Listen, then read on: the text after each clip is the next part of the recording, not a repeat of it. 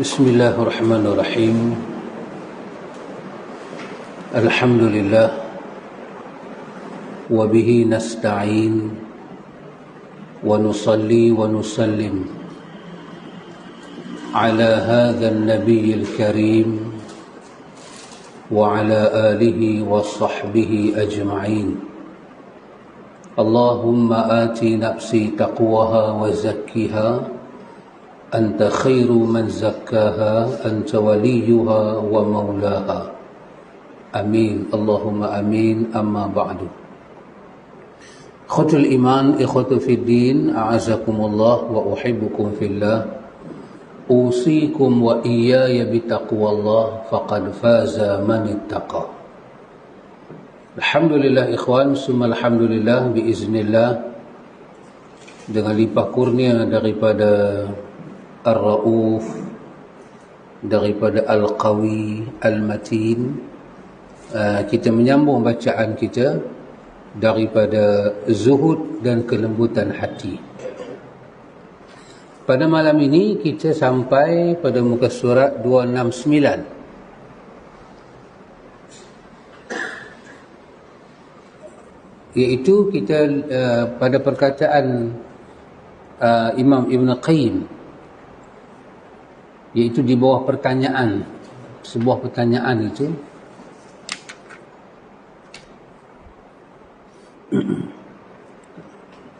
sama tajuk kita 253, kitab baru 253, kitab lama macam saya 269. Kita melihat perkataan Imam Ibn Qayyim Al-Jauziyah. Imam Ibn Qayyim Al-Jauziyah. Ibn Qayyim Al-Jauziyah. Imam Abdul Rahman Ibn Jauzi. Dua orang yang berbeza. Penulis kepada kitab Talbisul Iblis dipanggil dengan nama Ibn Jauzi.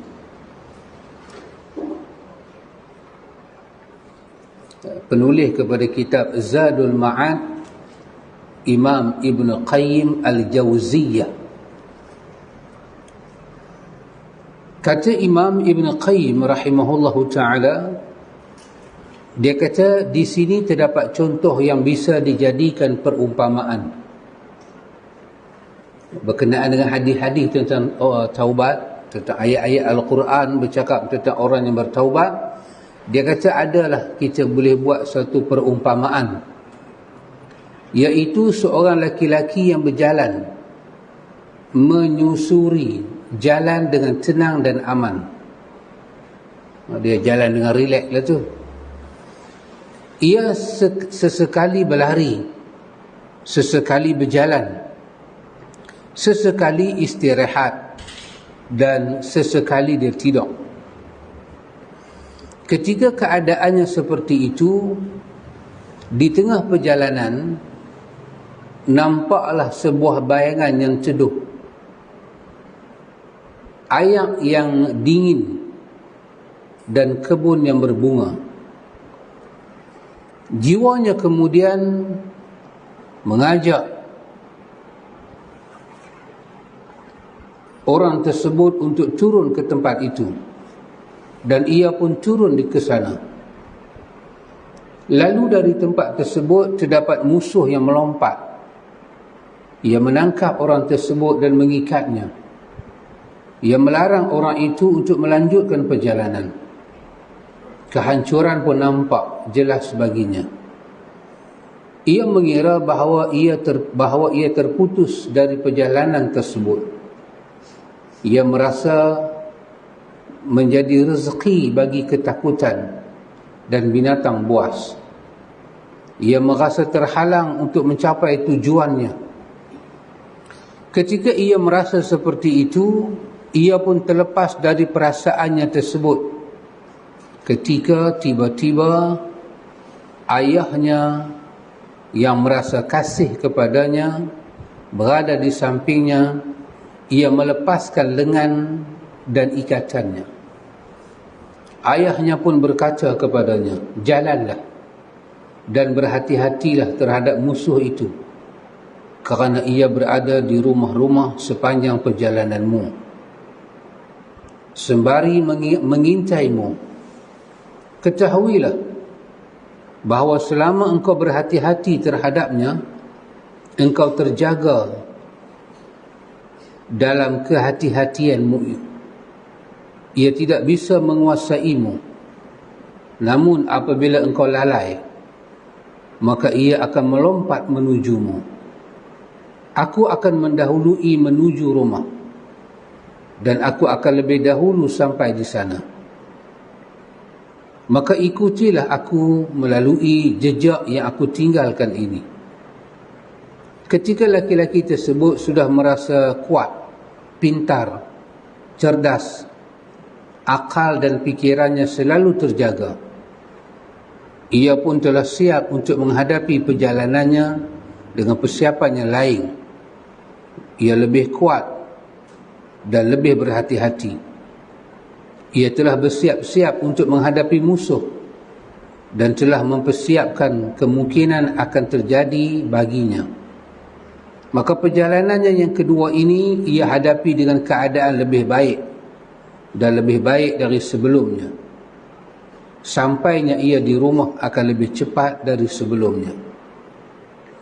Akan tetapi apabila ia lalai dalam menghadapi musuhnya seperti dahulu, dengan tanpa kurang dan lebih, tanpa kekuatan, tanpa kehati-hatian dan tanpa persiapan, maka dia akan kembali seperti dahulu, sebagaimana ia pada perjalanan pertama. Ia akan dinampakkan baginya kebun sebagaimana terjadi pada saat perjalanan yang pertama. Meskipun pada saat itu ia merasakan keterlambatan dalam perjalanannya, merasakan kesegaran, mencium bau yang wangi, merasakan kebaikan dari kebun tersebut, dan mampu merasakan segarnya air yang ada di sana. Akan tetapi dia tidak akan bisa kembali melanjutkan perjalanannya, dan perjalanannya akan berkurang dari seharusnya. Ini ikhwan, tajuk yang kita baca mengakhiri bab berkenaan dengan suatu pertanyaan pada muka surat sebelah itu. Penulis membawa apa kita kata ibarah.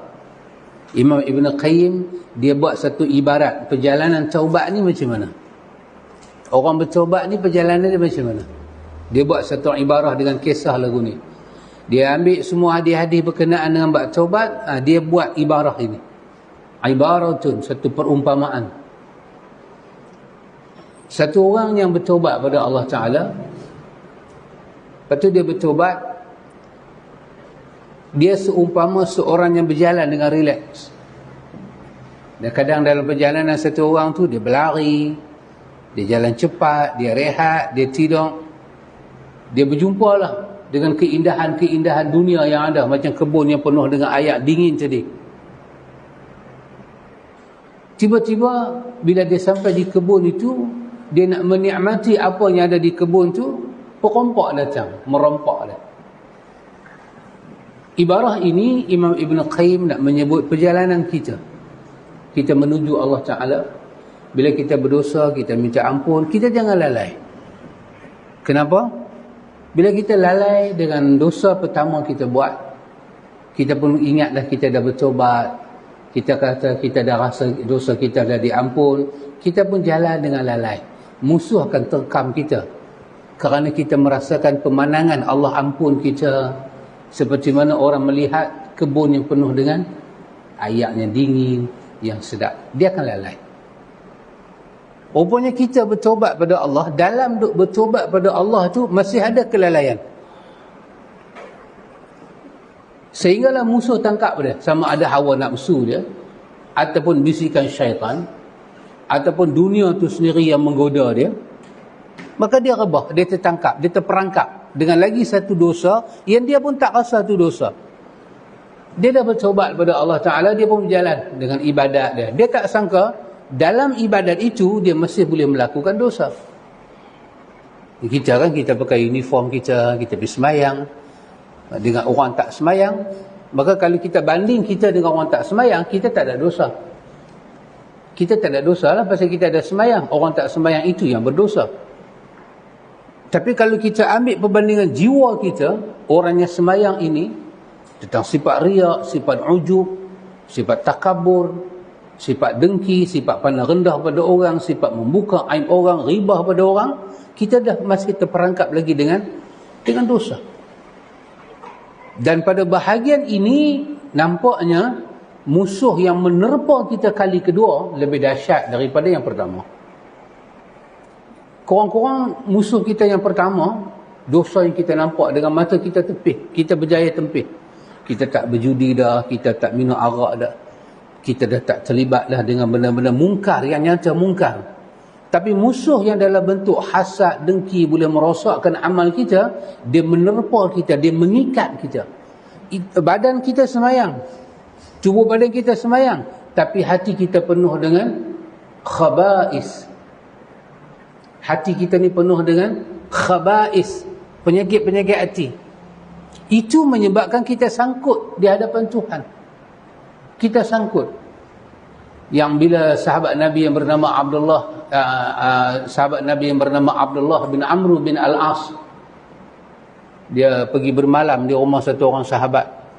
Bila dia balik daripada rumah sahabat tu, dia cerita kat Nabi. Dia kata, ya Rasulullah, ada orang yang kau kata ini, dia ini bahagian daripada ahli syurga. Aku pergi bermalam rumah dia. Beberapa malam aku duduk rumah dia kan. Maka aku tanya dekat dia, selain daripada apa yang aku tengok hang buat, apa lagi hang buat?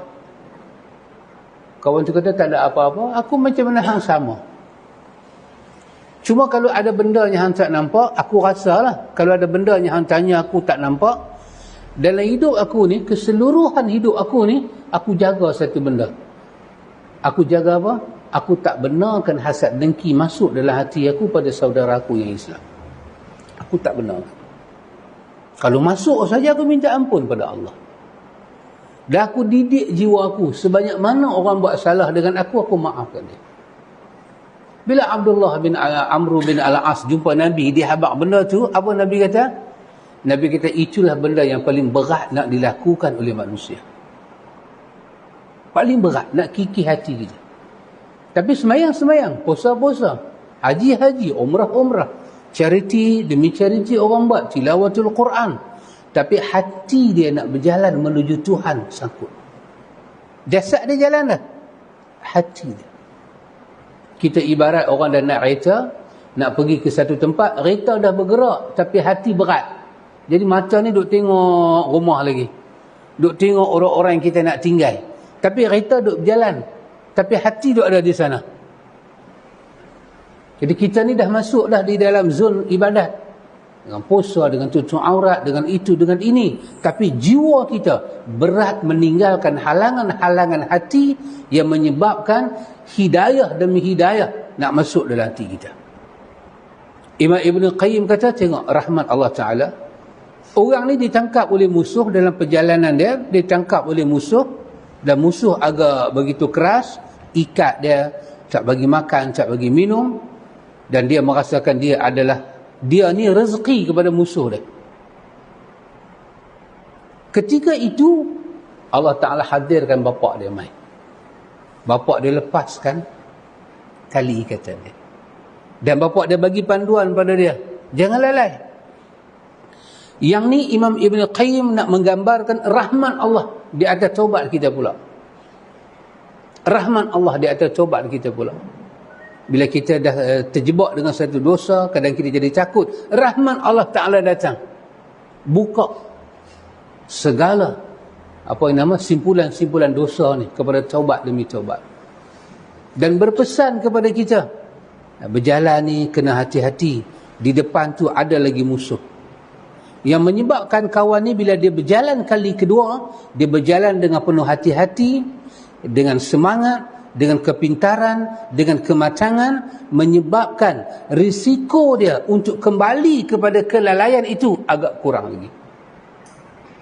Namun satu benda dia kena sedar, kata Imam Ibn Qayyim, dia telah berjalan kali kedua, masa dia dah habis. Dia telah meninggalkan perjalanan yang pertama. Masa dia dah habis. Dan kali kedua Tuhan bagi ni, dia janganlah membuang masa dia lagi. Ikhwan, ini adalah satu contoh yang menarik yang diberikan oleh Imam Ibn Qayyim Al-Jauziyah berkenaan dengan perjalanan seorang yang bertaubat pada Allah. Kita akan rebah, kita akan diuji. Imam Ibn Qayyim kata, daripada kesimpulan ni ikhwan, seolah-olah, saya katakan seolah-olah, Imam Ibn Qayyim dia macam nak bagi tahu pada kita bahawa orang yang bertaubat ini dia kena sedar diri dia. Jangan lupa dia pernah khianat Tuhan. Jangan lupa kita pernah khianat Tuhan. Agama ni berjalan di atas dua jalan. Satu jalan dalam melaksanakan perintah Tuhan, lagi satu jalan dalam menjauhi larangan Tuhan. Itulah yang dipanggil dengan takwa. Dia tak boleh jalan satu tinggal satu. Dia dua-dua tu kena jalan sekali. Jadi dalam bahagian meninggalkan apa-apa yang Allah Ta'ala perintah, kita telah khianat Tuhan. Kita dah tak amanah. Dan dalam bahagian menjauhi larangan-larangan Tuhan, kita telah terbuat satu lagi pengkhianatan. Pengkhianatan kita makin dalam. Bila kita taubat pada Allah Ta'ala, Allah Ta'ala nak ampun dosa kita. Namun memori kita telah melanggar Tuhan itu jangan pernah hilang daripada ingatan kita. Simpan. Satu contoh yang menarik dibuat satu contoh yang menarik, sama ada Imam Ibn Qayyim ataupun Imam Al-Ghazali bawa contohnya hampir sama, seperti satu orang minum madu. Minum teh ke dia minum madu? Minum madu. Dia pun minum sedap. Dia minum madu sedap, minum teh Arab sedap memang. Dulu kita duk pergi heritage, kita kena teh apa? Masalah. Teh masalah. Dia minum kita sedap. Habis-habis kita minum madu ke kita minum teh, datang orang bagi tahu. Apa dia? Dah habis dah kita minum. Hang sedap tak? Dalam madu yang hang minum tu dia perbuah racun. Dalam madunya, dalam teh yang hang minum tu ada racun. Maka apa akan terjadi pada kita masa tu?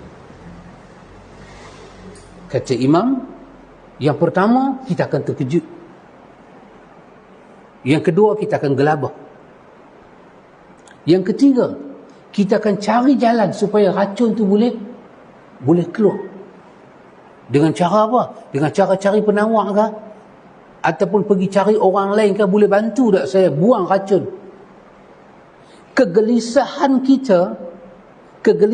kita takut sesuatu yang buruk berlaku pada kita, sama ada kita sakit yang teruk ataupun kita mati.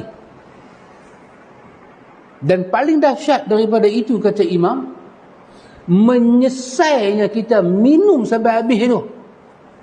Satu benda yang dahsyat. Kata Imam, seolah-olah kisah yang Imam Ibn Qayyim paparkan ni, perjalanan orang yang bertaubat ini, begitulah dia nak abang. Sekali kita telah melanggar perintah Tuhan dan kita bertaubat, kita seperti orang yang dimaklumkan meminum sesuatu, memakan sesuatu, di dalamnya ada racun. Kita mesti menyesal, pasal apa aku pergi minum? Awaklah tak boleh pergi tanya orang sebaca. Pasal apa aku pergi buat lagu ni dengan Tuhan?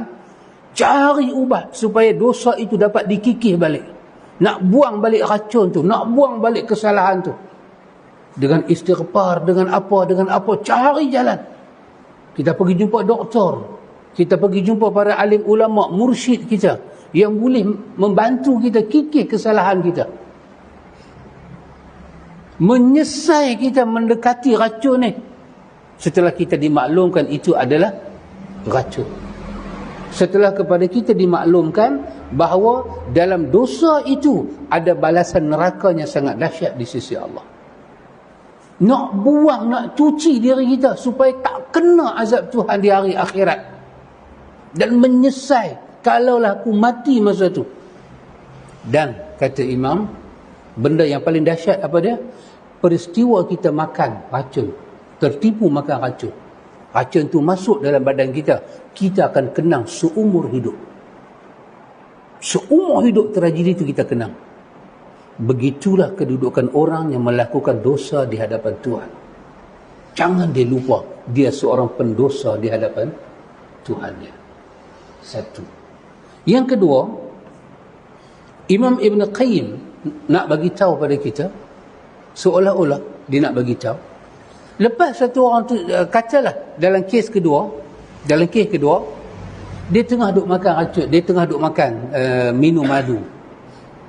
Tengah-tengah dia duk minum, tak habis lagi, dalam proses duk langgah tu, ada orang main habaq kat dia.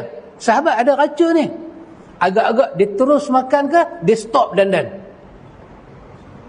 Dia akan stop dandan walaupun sedap madu. Betul? Walaupun orang kata baki tu sikit lagi, dia akan stop. Ibn Qayyim nak buat perumpamaan, inilah manusia. Apabila dia tahu itu larangan Tuhan, dia stop dandan. Kerana setiap larangan Tuhan itu bererti racun di hari akhirat. Kalau orang kata itu sedap, kalau orang kata itu ada kelazatan, dia akan stop. Kerana itu membawa dia kepada azabnya sengsara. Dan yang ketiga, seolah-olah Imam Ibn Qayyim nak membawa perumpamaan kepada kita, kita yang dah pernah makan racun macam tu, selepas itu macam mana kita berhati-hati? Macam mana kita hati-hati? Macam kawan tadi, lepas dia kena tangkap, ada pengalaman semua, bapak dia bagi nasihat semua kat dia, lepas tu dia nak teruskan perjalanan, macam mana dia hati-hati? Dia akan tengok elok-elok. Bila dia tengok ada orang minum gopoh macam dia dulu, dia akan bagi nasihat. Berhati-hatinya dia supaya tak terminum lagi racun. Begitulah keadaan orang yang berjalan dengan taubat menuju Rabbul Alamin. Ini seolah-olah pada saya satu perumpamaan yang menarik yang diangkat oleh Imam Ibn Qayyim Al-Jauziyah rahimahullahu ta'ala. Ikhwan, dalam hal ini kita kena tahu bahawa satu perkara apa dia? Bahawa taubat.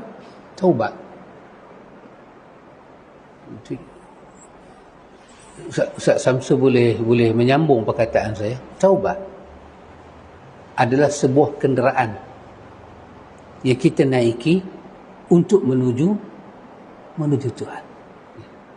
Dia kenderaan. Dengan kenderaan itu kita nak menuju apa? Kita nak menuju kecintaan Allah, keredaan Allah. Dua benda besar. Ini Allah simpan dalam ayat 100 surah Taubah. Dua benda ni besar. Besar sangat-sangat. Keredaan Allah, yang sampai Allah redha kita ni, Allah bagi nikmat yang paling besar dia ada, syurga dan nikmatnya. Dia lepas bagi kita free. Kita masuk syurga dengan free. Kerana taubat ini satu kenderaan yang boleh membawa kita kepada menuju Tuhan. Ibn Qayyim kata, perumpamaan yang memahamkan manusia tentang taubat mesti diberi supaya manusia nampak dan lekat dalam fikiran dia betapa dia tak boleh berpisah dengan taubat. Bukan mesti dosa kita besar-besar. Apa saja yang kita rasa kita terlanggar, kita terumpat orang kah, kita terburuk sangka pada orang, kita taubat, istighfar. Dan dia tak menjejaskan kedudukan kita di sisi Allah, bahkan dia mengangkat. Allah mengasihi orang yang bertaubat. Kerana itu ikhwan, ingin saya katakan sedikit ikhwan bahawa dalam perjalanan kita menuju Allah Ta'ala ini dengan taubat ke dengan apa-apa ibadat sekalipun, kita lihat di mana kita. Kita lihat kita di mana. Perkataan yang selalu kita pakai, apa dia? Kita kata murid. Ingat lagi? Murid. Ataupun kita boleh kata muridin dengan plural kan? Muridin. Murid. Murid dengan singular, murid. Seorang yang apa? Yang berjalan menuju Allah, nak bawa diri dia dekat dengan Allah. Dekat dengan apa? Dekat dengan keredaan Allah, dekat dengan cinta Allah. Dan ini semulia-mulia perjalanan. Pasal itu bergerak menuju Allah itu semulia-mulia niat. Berusaha berjalan ke jalan itu semulia-mulia usaha. Ingat nak pergi ke situ semulia-mulia ingatan. Niat nak pergi ke situ semulia-mulia niat. Kita belajar nak pergi ke situ semulia-mulia belajar. Ada orang, berdasarkan kita ambil hadis-hadis yang ada, kita ambil dua contoh hadis yang ada. Contoh, Nabi kata kepada pak menakan dia, Al-Abbas, Nabi kata salillahu al-afiyah fi dunya wal akhirah. Nabi kata pak cik, mintalah kepada Allah al-afiyah dunia dan akhirat. Al-Abbas kata, aku tanya Nabi kali kedua, apa yang aku nak minta? Nabi kata, mintalah al-afiyah. Dia tanya kali ketiga, ya Rasulullah, apa yang aku nak kena minta? Nabi kata, mintalah al-afiyah. Mintalah al-afiyah. Al-afiyah, kita tahu maksud dia kesejahteraan, keselamatan. Kita terselamat daripada itu, kita terselamat daripada ini, kita daripada mara bahaya, terlindung daripada benda-benda onar. Itu al-afiyah. Allah bagi rezeki yang baik kepada kita, itu al-afiyah. Ada manusia, ini bahagian kita mencari diri kita duduk tak mana, hati kita duduk di mana. Bahagian yang pertama ini, ada manusia apabila dia dapat al-afiyah, dia sangat gembira. Allah bagi dia sihat, Allah bagi rezeki dia lancar, Allah bagi semua doa-doa dia terkabul, dan semua benda dia minta terjauh itu, terlindung itu, semuanya berjaya. Dia sangat gembira. Dan kegembiraan dia itu, kegembiraannya tidak salah, betul. Sebab Nabi ajak dia kepada al-afiyah. Namun apabila Allah bagi sebaliknya, dia memohon kepada Allah dengan satu doa, tiba-tiba doa tu lambat dapat, ataupun dapat tak seperti dia harap. Biasanya jiwa dia akan terselit, sikit sedih dan gelisah. Boleh biasa lalui tak? Saya lalui dalam banyak-banyak ni paling raplah saya seorang ni, semua muka Allah, muka mukhlisin lahuddin. Udin tak mai? Tak balik lagi? Alhamdulillah. Udin pergi daurah. Tak balik. Alhamdulillah. Ya Allah, katalah saya doa, saya tak ada duit, kata ya Allah, saya susah, rezekikanlah saya dengan rezeki ya Allah, saya nak pakai duit, nak buat tu, nak buat ni. Saya doa daripada Januari, sekarang dah nak masuk November. Hari demi hari saya lalui, saya mengharapkan Allah Ta'ala makbul doa saya. Dalam jiwa saya ada sikit sedih, ada sikit gelisah. Kenapa yang saya minta Tuhan tak bagi lagi? Sedangkan saya meminta pada Tuhan apa yang Tuhan suruh minta. Apabila jiwa kita ada macam ni, ketahuilah, kita belum ada apa-apa nilai di sisi Allah. Kita baru meletakkan diri kita pada tempat melaksanakan perintah sahaja. Nilai tak ada lagi. Macam orang baru masuk buat kerja, dia baru masuk buat kerja, first day dia kerja, lepas tu dia pergi tanya ke orang, macam mana kualiti kerja saya. Orang tak boleh bagi apa-apa. Betul Mr. Manager? Manager biasa dapat gaji seminggu lewat. Betul? Betul. Semua orang dah dapat gaji, itu kuli. Bos 1 minggu lewat. Kalau kita rasa lagu tu, hak kita minta tu betul. perasaan kita bila Allah bagi kepada kita apa yang kita minta seronok, itu betul. Cuma tak betul dia tak mana? Ketidakhati-hatian dan ketidakmampuan kita menjaga diri kita daripada sedih, daripada gelisah apabila penjanji yang begitu amanah, janji nak bagi, dia lambat bagi, kita sedih kat dia. Dalam hubungan dengan Tuhan, itu tidak baik. Sebab dia menjadi suatu muqaddimah nak menghampiri buruk sangka. Dan buruk sangka sebesar-besar bencana malapetaka hati yang menyebabkan hati kita terhijab terus dengan Tuhan. Itu satu. Memang boleh nampak saya kata. Ini kita cek kita punya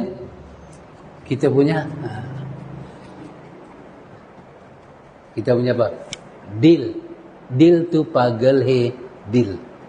Kita punya hati. Dil tu hati. Kalau day, yang tu lain day, enak tu marah. Dil tu pagal he hati. Boleh? Muslimat kita seorang. Begitu banyak muslimat Allah hantar seorang saja. Inilah yang terpilih. Insan terpilih. At least semua tak boleh pakai. Itu.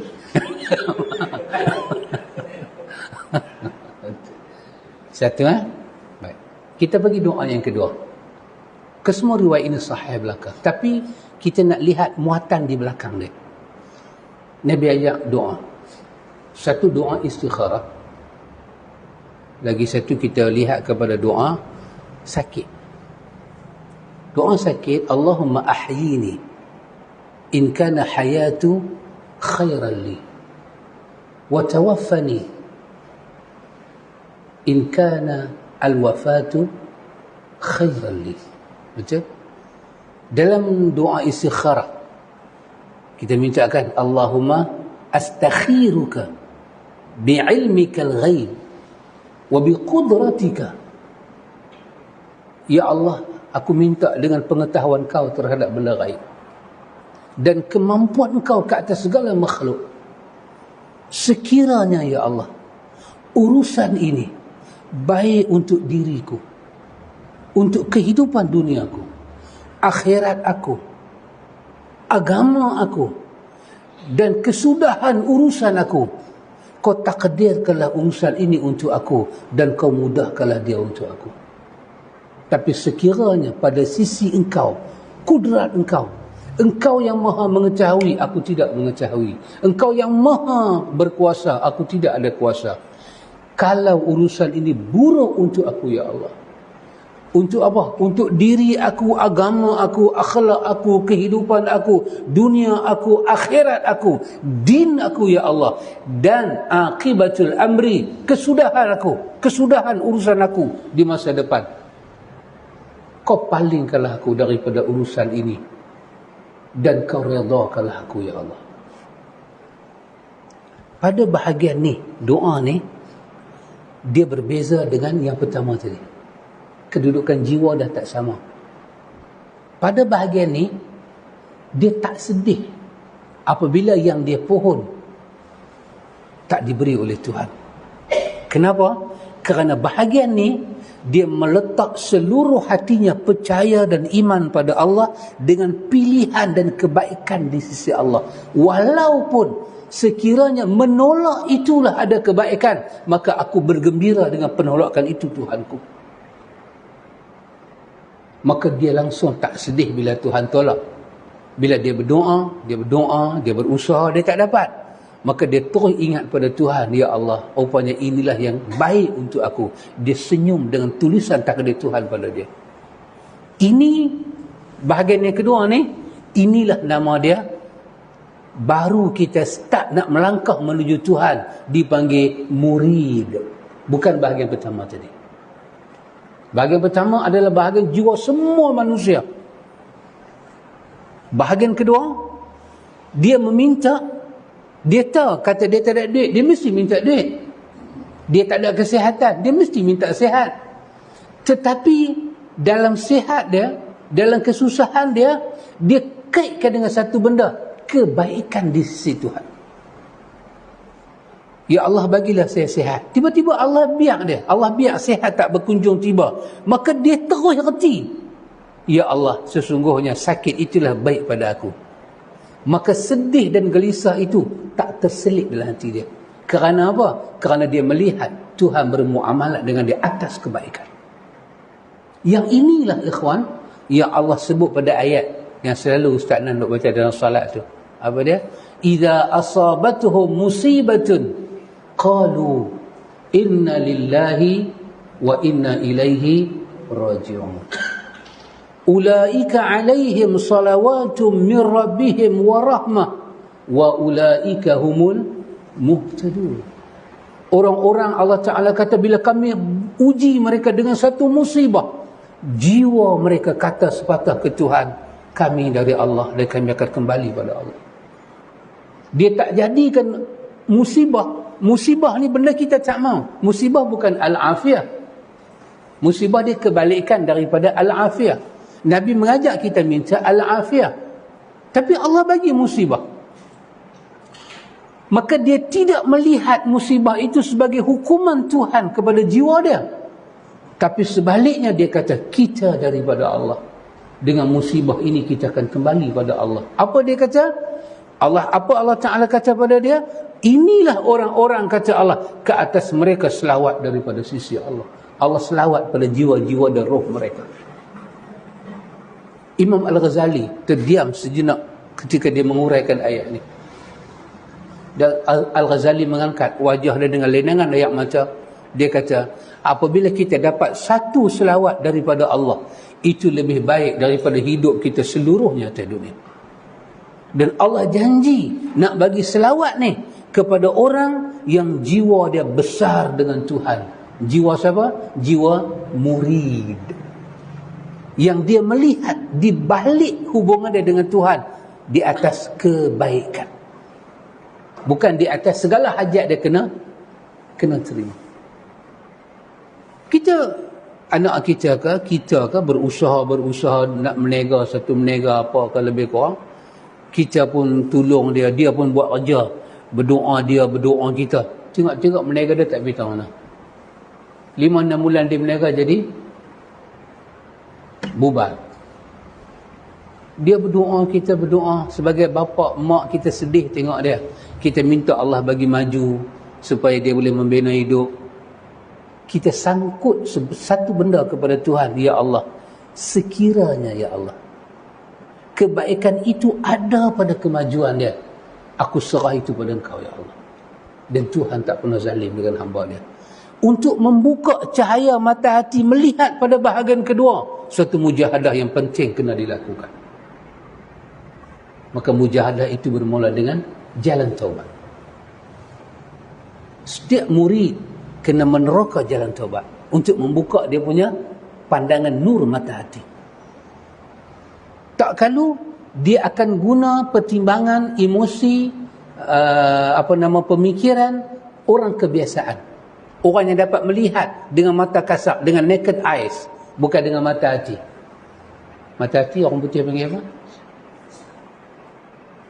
Mata hati. Mata hati. Insting, rasa. Ada orang melihat dengan mata kasar, ada orang dapat melihat dengan mata hati. Melihat dengan mata hati bukan tengok benda gaib, dah, dia melihat kebaikan dikaitkan dengan Tuhan. Artinya, kalau bersungguh-sungguh aku berdoa untuk meminta kebaikan, bersungguh-sungguh Tuhan menghalang, maka halangan itulah yang baik untuk aku. Untuk melihat yang tu tak semudah kita cakap. Kerana hati kita akan luka, hati kita akan sakit. Kenapa? Kerana kita selalu melihat al-afiyah itu tanda Tuhan sayang. Kerana al-afiyah itu kita terjemah dengan makna apa? Al-afiyah pada literal, bukan al-afiyah pada bahagian kerohanian. Maka ramai daripada tokoh-tokoh besar kita yang mereka miskin, mereka susah. Salah seorang tokoh besar yang miskin adalah Imam Ahmad bin Hanbal. Dia miskin. Tapi semua ahli Baghdad mengisytiharkan, kalau kamu nak melihat zuhud dan saleh, lihatlah Ahmad bin Hanbal. Kita baca dalam Muqaddimah Subul Salam kan, San'ani bercerita tentang Ahmad bin Hanbal. Perkataan Imam Syafi'i, kharajtu minal Baghdad, dia kata, aku keluar daripada Baghdad, ma ra'aitu ahadan fil Baghdad, aku tak pernah melihat seorang pun di Baghdad lebih saleh, lebih alim dan lebih zuhud daripada Ahmad bin Hanbal. Subhanallah. Dia miskin, dia doa pada Allah bagi rezeki, tapi Allah letak daripada suasana miskin. Maka dia kata apa? Kemiskinan itu baik untuk aku. Sekiranya dia tidak baik, Tuhan aku hanya memberi yang baik-baik. Subhanallah. Nak membuka mata hati. Ada bahagian doa kita doa tak terkabul. Ada bahagian harapan kita mengharap tak jadi. Ada bahagian kita nak selamat daripada satu benda, tiba-tiba tak selamat. Maka kita bawa diri kita kepada Tuhan. Wa ufawwidu amri ila Allah, innallaha basirum bil ibad. Aku sandar urusan ini pada Allah, dan itu tidak mudah. Kita kena belajar melihat apakah pesan-pesanan Nabi pada kita. Rahmat Tuhan dalam memberi dan rahmat Tuhan dalam menghalang. Bila Allah tak bagi satu doa termakbul, ada rahmat yang besar untuk kita. Satu hajat tak kesampaian, ada rahmat yang besar untuk apa? Akibatul amri, perjalanan yang masih jauh dalam hidup kita sebelum malaikat maut ambil nyawa kita. Yang kemungkinan kita kata, kalaulah segala benda yang kita mau itu dikabulkan oleh Rabbul Alamin dan terkabul, akibatul amri, ujung lepas tu, hari ni kita seronok kabul, ujung tu kita menyesal tak ada. Tetapi kesemua itu di dalam ilmu Rabbul Alamin, berkenaan dengan masa akan datang, masa depan dan masa yang telah lalu. Maka ikhwan, kita berusaha sehabis-habis tenaga kita ikhwan, di atas usaha apa? Di atas usaha menyediakan jiwa kita sebagai satu tanah lapang untuk berlapang dada dengan Tuhan. Ini dalam surah apa? Dalam surah Al-An'am.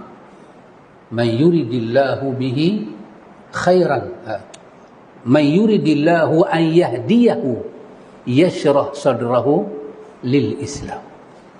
Sesiapanya Allah nak bagi hidayah kepada dia, petunjuk kepada dia, apa Tuhan buat? Yashrah sadrahu, Allah lapangkan dada dia menerima segala muatan Islam. Dan Islam ni apa muatan dia? Menyerah diri kepada Allah. Itulah Islam. Dia istislamu lillah, dia serah diri hanya kepada Allah, dia tauhid Allah, dia baik sangka dengan sifat-sifat Allah, tidak ada buruk sangka. Dan perjalanan itu agak getir dan berliku. Kita ambil satu contoh yang diberi oleh para imam kita dalam mereka melakukan contoh-contoh ini. Satu, kita minta kepada Allah rezeki. Minta Allahumma inni as'aluka rizqan tayyiban. Bersolat ya. Ya Allah, bagilah rezeki yang baik. Tiba-tiba Allah bagi kepada kita kefakiran. Itu. Kedua, kita minta kepada Allah nikmat hidup. Makan, minum. Tiba-tiba Allah uji kita dengan ju', kelaparan. Maksudnya apa? Rezeki masuk tak penuh. Susu anak tak ada beli, pampers anak tak beli, sekejap lagi dia main rumah sewa tak boleh bayar, api air tak boleh bayar. Ini kalau bukan masalah kita, masalah keliling kehidupan kita macam tu. Allah uji dengan ju'. Kita minta kepada Allah ketinggian, ar-raf'u, tetapi Allah bagi kepada kita ad-dun, kerendahan. Kita jadi rendah, orang hina kita, orang kutuk kita. Kita minta tinggi, kita minta hidup kita ni biar ada ar-raf'u kan, angkat. Warfa'ni, kita minta kepada Allah, angkatlah hidup aku ya Allah, rendah sangat ni. Allah bagi kita ad-dun, rendah. Kita minta kepada Allah al-izz, kemuliaan. Tiba-tiba Allah bagi kepada kita az-zul, kehinaan. Kita minta kepada Allah apa dia? Al-farhu, keseronokan, happiness. Tiba-tiba Allah bagi kepada kita al-hazn, sedih, gelisah. Sedih banyak pasal nak jadi sedih. Gelisah, banyak benda nak jadi gelisah, risau. Fikir tu, fikir ni. Allah bagi. Kita minta kepada Allah sifat tawaduk. Kita minta. Sampailah tak berkunjung tiba. Kadang-kadang kita jadi belagak. Kita minta kepada Allah kehidupan. Al-hayat. Tapi Allah bagi hidup kita seolah-olah macam sebuah kematian. Jiwa kita ketika itu dengan Tuhan. Sebab benda-benda ni semua bukan benda kecil. Tak ada duit benda kecil memang. Untuk kita ni, untuk hidup macam kita ni, yang every month without fail kita kena pay. Api, air, loan tu, loan ni, itu tak masuk ambil PTPTN. Tak masuk. Kena bayar lagi. Rumah, kereta, sewa, kot tu, sewa, kot ni. Bukan kata kecil punya hal. Orang betul-betul kata kalau apa, besar periuk, besar kerak. Orang kata dia tu baguslah, gaji dia 30,000. Memang gaji dia 30,000, tapi dia pakai Bentley. Bukan dia pakai Proton. Dia pakai kereta yang kita nak eja tak dapat. Tak tahu nahu nak tahu ke mana. Besarlah kerak dia. Allah uji dengan duit tak ada.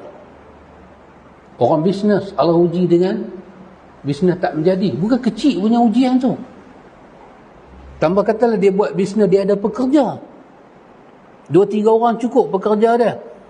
Dia untung ke? Dia tak untung bab nombor 2. Bab nombor 1, tiap-tiap bulan dia kena bayar gaji pekerja dia.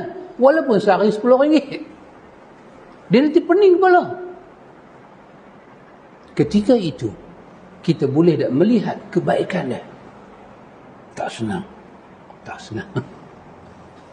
Maka itu dikatakan, ini adalah suatu mujahadah. Nak membawa jiwa kita ikhwan kepada tempat yang selamat, iaitu tempat jiwa kita selamat dengan Tuhan bila kita boleh melihat khair di sisi Allah. Pasal itu Allah selalu bagi tahu yang kekal apa yang ada di sisi Allah, yang binasa apa yang ada di sisi kamu. Sangka kamu, harta kamu, pintar kamu, kaya kamu, hayat kamu, kesihatan kamu, apa yang ada di sisi kamu, semuanya yanfad, semuanya akan habis. Always destroy. Betul? Word tu mama? Boleh ya?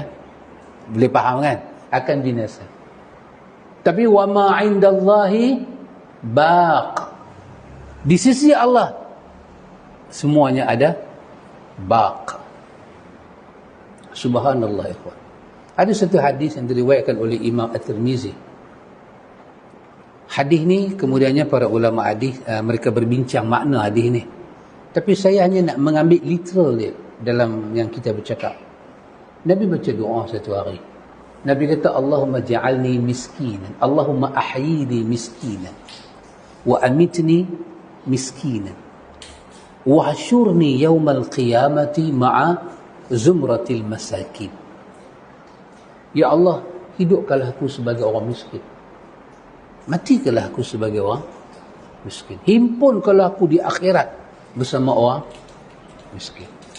Jadi ulama hadis ni dia ada bincang apa makna miskin di situ. Tapi saya nak ambil literal dia saja. Literal dia. Satu orang minta kepada Allah memilih hidup dengan miskin. Ini bukan boleh dibuat oleh orang dalam dunia punya permintaan. Ini bukan pilihan dia. Dia pilih. Kalau diberi hidup sebagai seorang yang kaya, Muhammad bin Abdullah salawatullah wassalamuhu ikhwan, dia paling tahu apakah benda yang akan halang kita berjumpa dengan Tuhan. Dia paling tahu. Dia paling tahu. Sahabat-sahabat Nabi paling tahu. Dia reti. Allah bagi mukjizat. Dia rasul, dia dekat dengan Tuhan. Dia naik sampai ke langit. Dia tahu benda-benda gaib yang Tuhan bagi tahu kat dia. Dia berkawan bukan saja dengan orang, dia berkawan dengan malaikat. Tiba-tiba dia kata, ya Allah, jadikanlah saya miskin.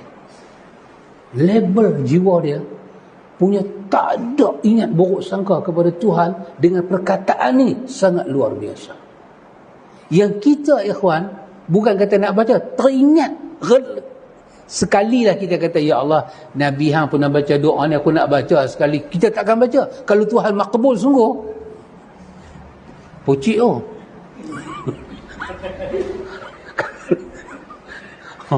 Saya tak pernah dengar orang baca di Arafah doa ni. Orang minta ampun, minta dosa, minta sihat. Tak pernah dengar. Allahumma ja'alni miskina. Balik-balik Malaysia jadi papa kedana semua.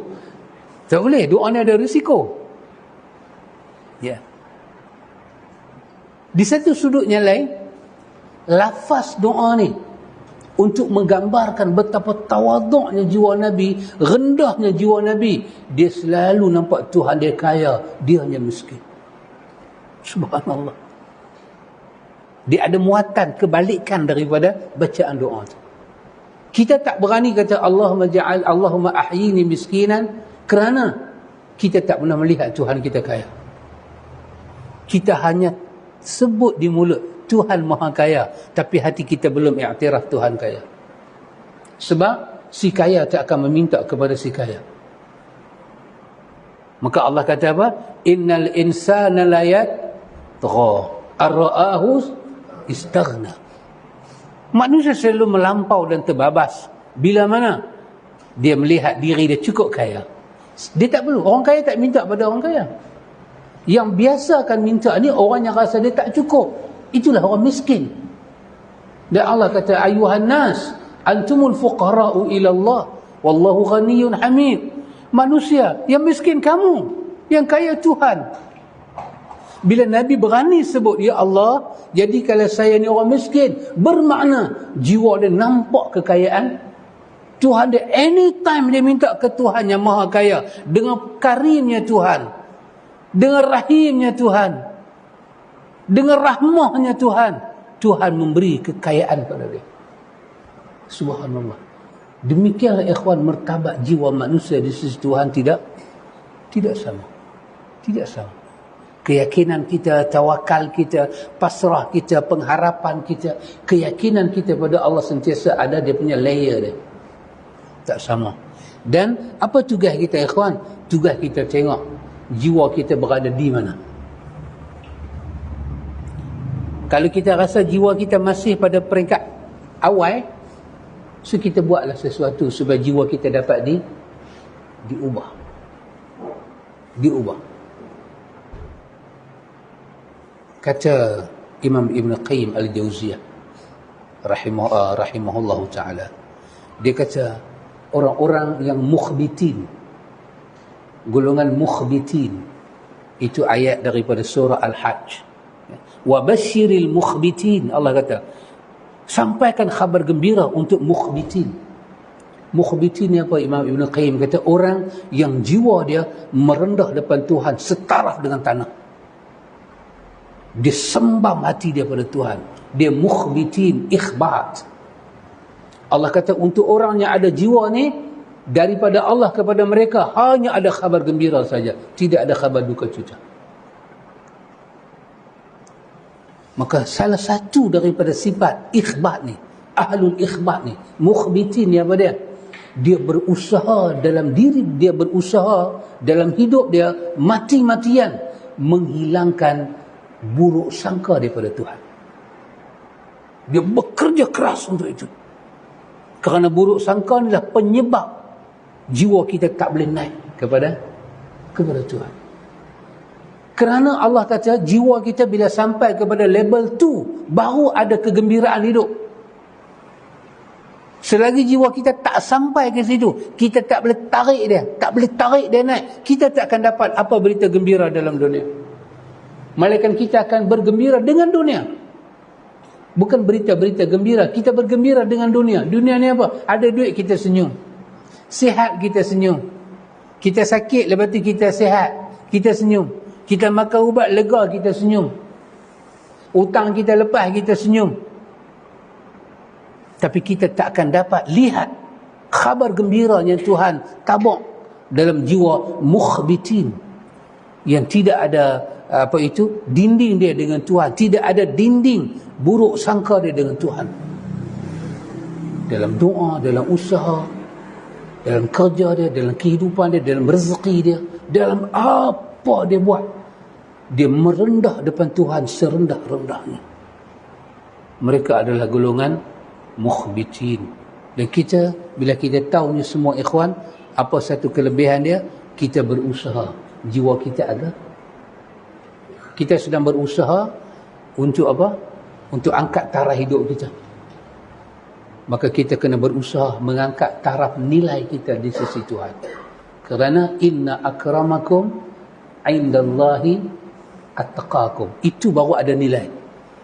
Kalau tak sampai tang situ, tidak ada nilai. Tak ada nilai. Dan Allah, dalam riwayat Muslim, Nabi kata, innallaha la yanzuru ila suwarikum. Allah tak mau tengok hang punya rupa parah, darah hang, keturunan hang, semua ni Tuhan tak mau tengok. Tuhan nak tengok hati dan amal kamu. Baik ikhwan. Lepas tu kata penulis pada muka surat sebelahnya, dia kata taubatan nasuha. Dia kata kita tengok ayat Quran yang cerita tentang taubatan nasuha. Yang ni saya rasa kita tengok minggu depan lah. Rasa macam baca panjang.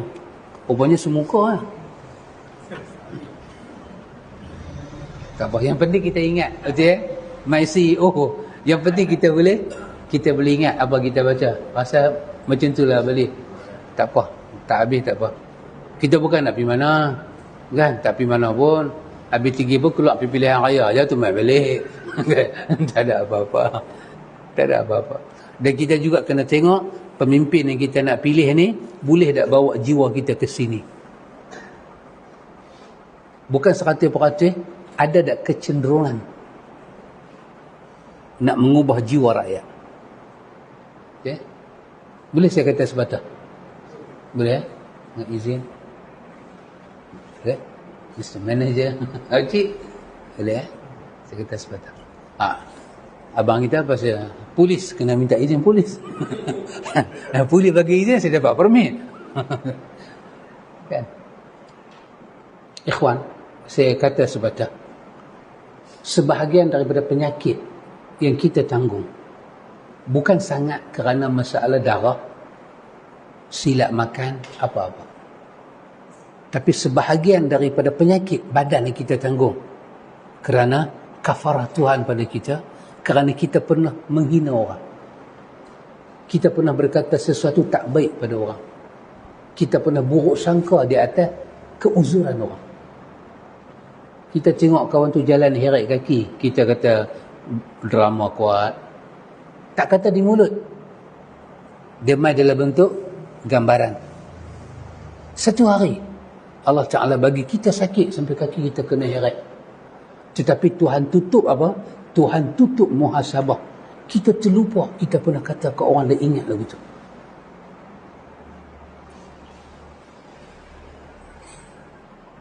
Satu orang. Yang orang Melayu, orang tua-tua duk katakan, hang kalau pergi Mekah, hang tak tobat, nanti mendapat. Dulu lah, cerita-cerita dulu kan. Hang kalau pergi Mekah, dulu ada satu penceramah nama Pak Yazid. Biasa dengar? Pak Yazid, nama Pak Yazid. Dulu kata Pak Yazid, siapa tak kenal?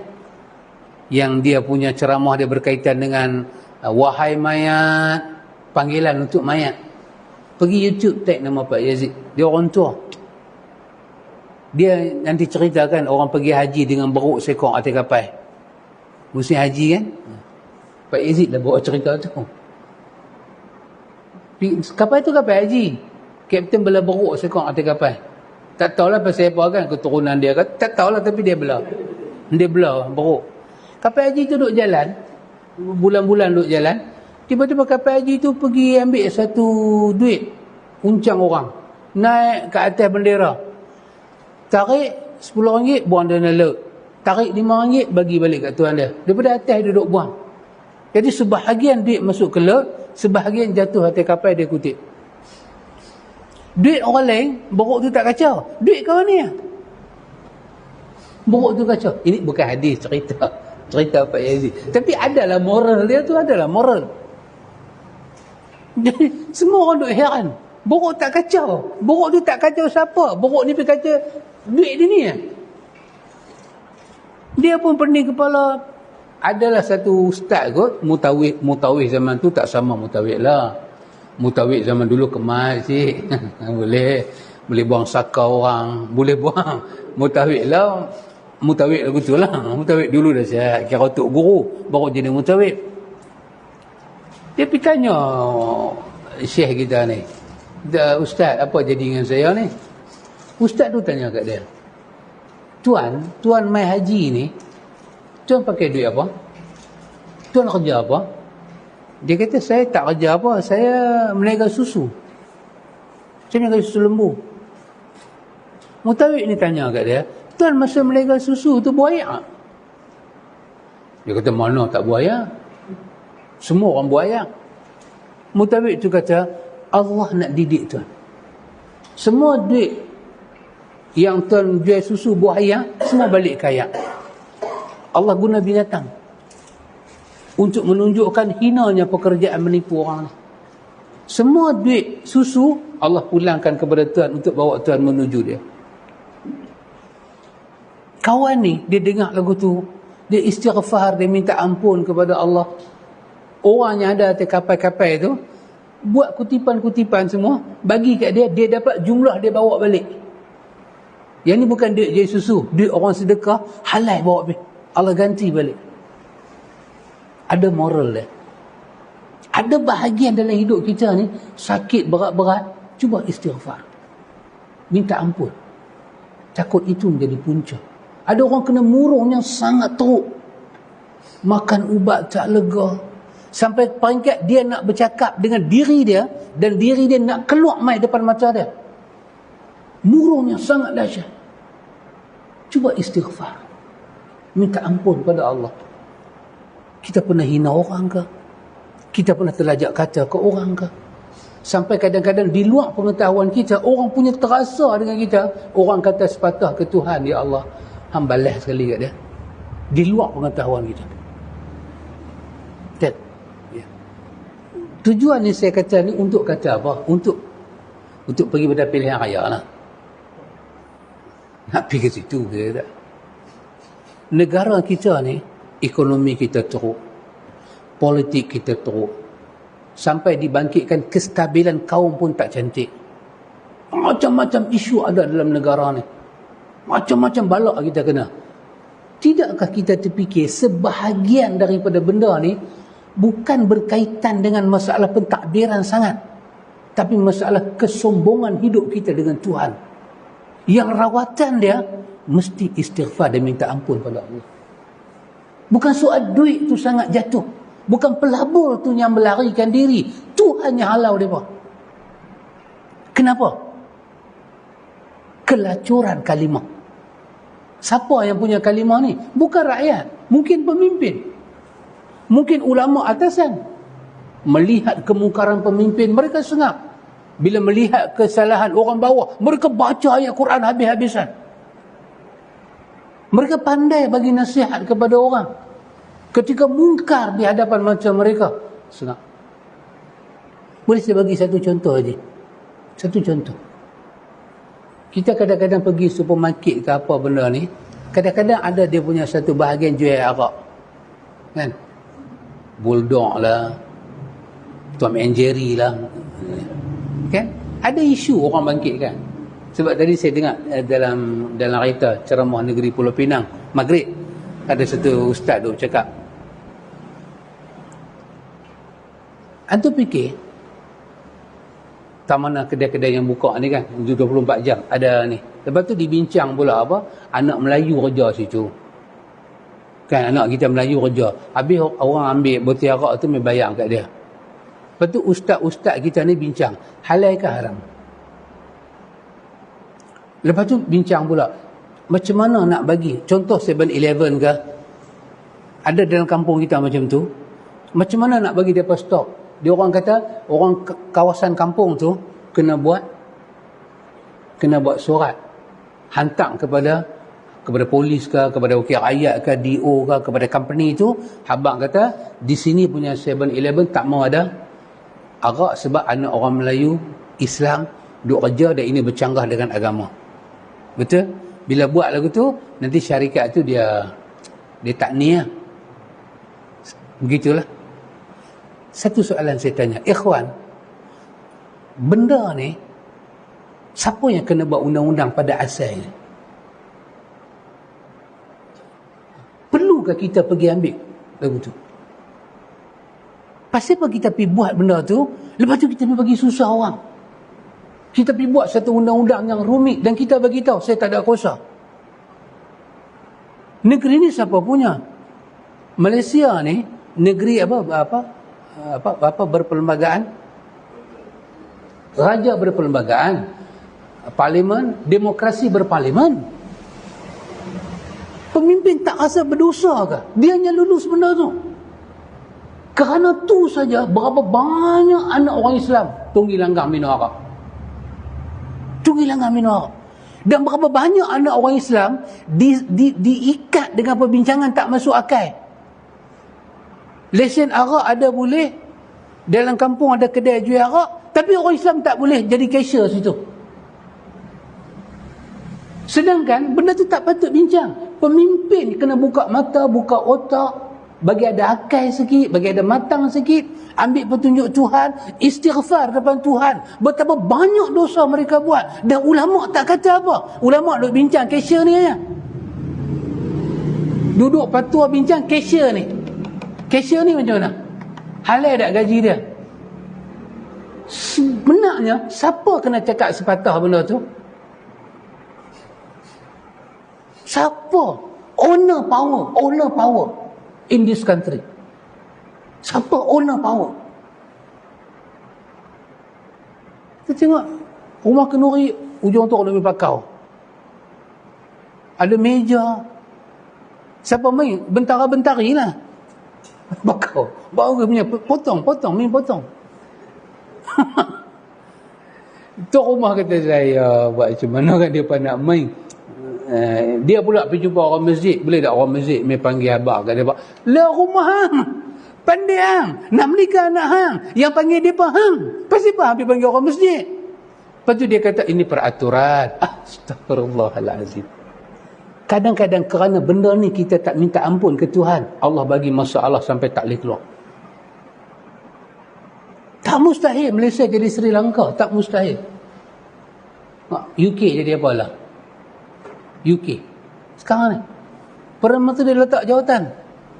Siapa naik? UK ni dulu orang duk cerita, oh jangan dahsyat lah. Tengok ikhwan. Pasal apa? Kadang-kadang kita sombong. Kadang-kadang kita angkuh. Kadang-kadang kita duduk peringkat atas sekali. Kita nak roncom tangan kita. Kita tak buat kerja langsung. Kita duduk makan hasil rakyat di bawah. Kita tengok rakyat kita duduk jadi macam-macam dalam pendidikan. Anak Melayu tak nampak muka Melayu. Kita sebagai orang besar dalam negara besar ni, tak bolehkah kata sepatah? Yang bila kita kata sepatah tu, isu tu boleh settle. Dandan boleh settle. Tapi kita biar. Kita tak kata apa. Seolah-olah benda tu bukan kita punya responsibility. Kita answerable di hadapan Allah. Kita tak akan dipersoalkan di hadapan Allah. Orang lain yang Tuhan nak tanya. Tuhan katanya siapa dia? Tuhan katanya budak cashier yang kerja situ. Tuhan tanya mak bapak dia, pasal apa tak didik anak hang elok-elok. Tuhan akan tanya siapa dia? Company yang buka kedai tu. Kami yang sign, kami yang makan dia punya commission, kami ni semua Tuhan tak tanya. Hukum hakam agama dibuat untuk pihempuk kat budak cashier tu aja. Ini bukan dosa ke ikhwan? Tak teringat kita nak istighfar pada Allah. Kita macam apa? Macam tu orang bertunangan. Nak kata terus tunang pun tak, nak kata putih pun tak. Terus pun tak. Cara berkelim macam nak putih, tapi tak putih. Ni betul-betul apa dia ni? Kan orang tua-tua kata kan? Apa orang tua-tua kata? Apa? Kalau sudi kata sudi, ada. Kalau padi kata padi, tak hampa tetapi tampi. Sudi kata sudi. Taklah kita nanti. Dahsyat Ustaz Nan. Mengajak boleh, pantun boleh. Gurinda boleh. Alhamdulillah. Jadi kadang-kadang kita ni bila main musim bubar parlimen lagu ni, kita nak suruh juga kata pada orang besar-besar, hampa istighfarlah pada Tuhan. Minta ampunlah pada Tuhan. Bukanlah seluruhnya masalah itu berkaitan dengan pentadbiran saja. Dia berkaitan dengan kesombongan, keangkuhan, pengkhianatan dalam buat kerja. Kita suka jadi orang besar tapi tak buat kerja, tak mau buat kerja kita. Kita disuruh jaga agama tapi kita tak jaga agama. Sahabat boleh bayang orang jaga agama kalau ada anak cucu tak sembahyang jemaat, tapi dia pengurusi masjid. Dia berfungsi masjid, dia angkat mikrofon, dia beritahu kita duk dengar banyak cerita ni. Anak kariah tak main sembahyang jemaat.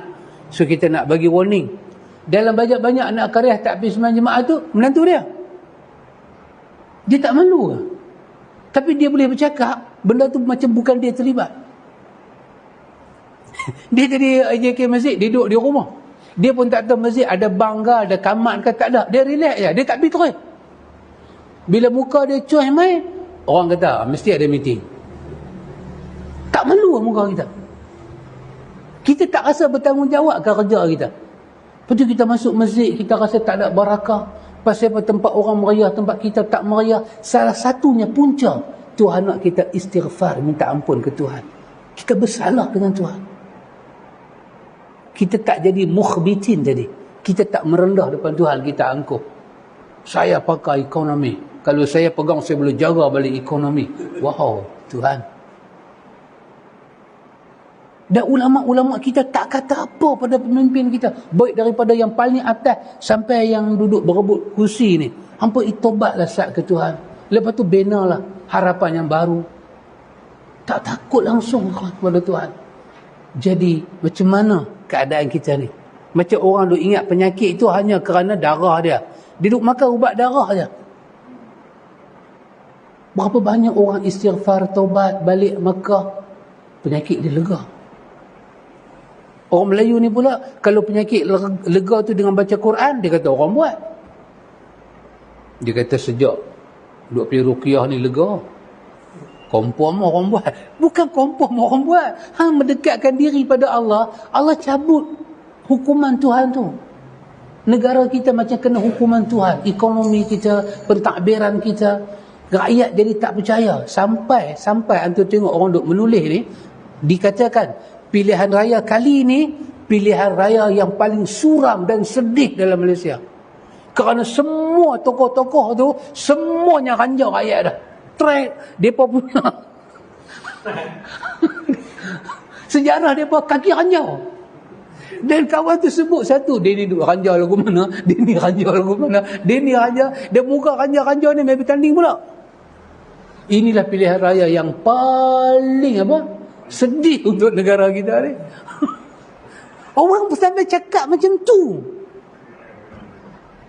Dah sampai masalah ikhwan.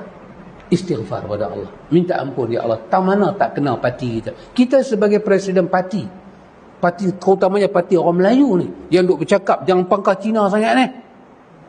Tak bagi pangkah Cina ni. Saya takkan pangkah Cina sekok pun. Cina pun takkan pangkah kita Cina pun tak mau kita. Kita ada bercakap lagu tu, kita sebagai presiden parti, kita tak boleh nampak ke kita buat apa. Ni ahli-ahli kita jadi apa, AJK kita jadi apa. 5 waktu, macam baca Anifah kata, sembahyang sehari 5 waktu. Daripada subuh, Tuhan jarak waktu sampai isyak. Takkan satu hari, satu waktu tak boleh pergi masjid. Hang sibuk tak mana. Sampai tak boleh baca Quran. Sampai tak boleh mengaji Riyadhus Salihin. bercakap pasal dasar ekonomi, tapi tak ikat ekonomi tu dengan Tuhan. Based on mathematics only. Based on mathematics only. Putus harapan dengan Tuhan. Dasar duk main kat kita. Kalau negara kita dipimpin oleh angkatan baru sekalipun, kalau problem ni tak settle, dia akan jadi masalah pula. Are you agree with me? Tak perlu agree pun kan? Kita tak sama parti ya. Terutama saya dengan Ustaz lah, lagi tak sama parti. Dia parti lain, saya parti lain. Ustaz lah kata aku mati aku hidup pun aku parti aku. Saya tak sama. Ikhwan, semoga itu kita boleh ingat dalam ilmu kita. Wallahu ta'ala a'lam. Subhanakallahumma wa bihamdi.